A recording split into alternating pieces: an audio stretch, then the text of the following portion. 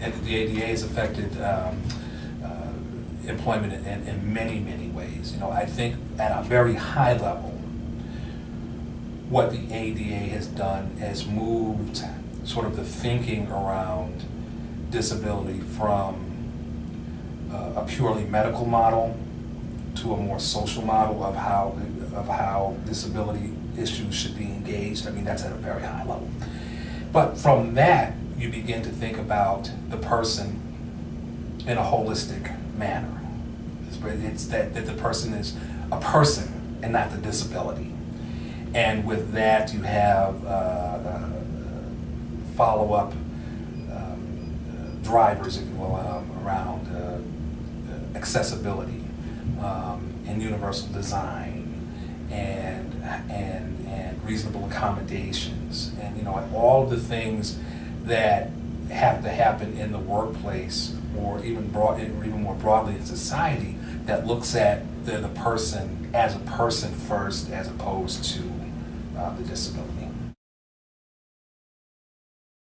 Well, first and foremost, have the skills.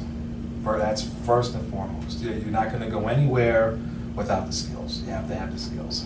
You have to have the grades. You have to be able to demonstrate the ability to do the work.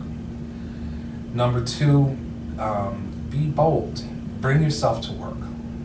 Bring your whole self to work. In many ways, that may require blazing a trail, but be prepared to bring yourself to work. And be prepared to have a voice.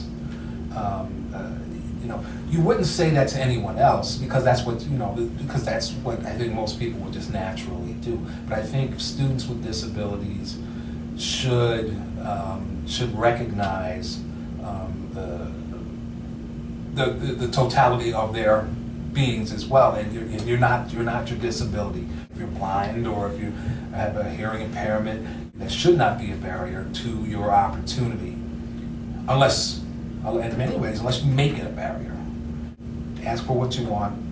People ask what they want all the time. If I come into a company and I'm negotiating my terms of employment, and I say, if you want me, here's what we're going to negotiate on. So the same is true, I think, for an individual with a disability that says, hey, look, I have to say I'm deaf, so I need a cat-tel phone. There's no discussion about it. This is what I need. Let's make it happen. When people with disabilities are at the table, they bring that perspective, and just as would any other diversity segment of the population. I can bring a perspective as a person with a disability. I can bring a perspective as a person that's over 50. I can bring a perspective as someone who's African American. I can bring that perspective to folks that might not otherwise have, and that's fine. But what's great about it is that there is a receptivity to those perspectives.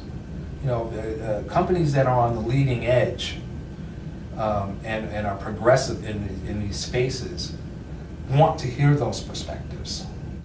Students with disabilities, when I say bring yourself to work, bring yourself to work. We need those perspectives. We absolutely need those perspectives.